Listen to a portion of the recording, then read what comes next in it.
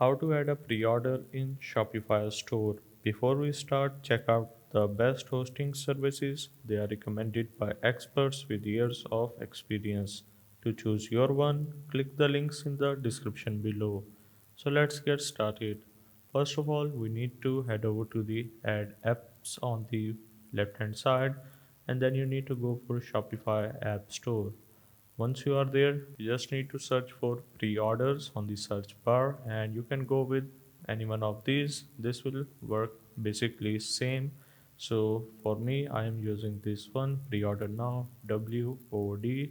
So tap on the install button and free plan is also available. Once you have added the application, the next step is you need to select single product if you want to go only for a single product. Otherwise, you can also select all products. Now, for me, I am just going to search for t-shirt on my products list, and then you just need to tap on these actions and tap on this pencil icon. Once you are in here, you can also set the launch date like a launching ceremony. So now let's scroll down. For me, I have enabled the pre-order.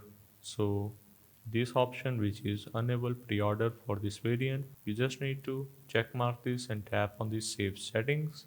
Once you do so, as you can see, we have to wait at least 5 to 10 minutes before this will make an action.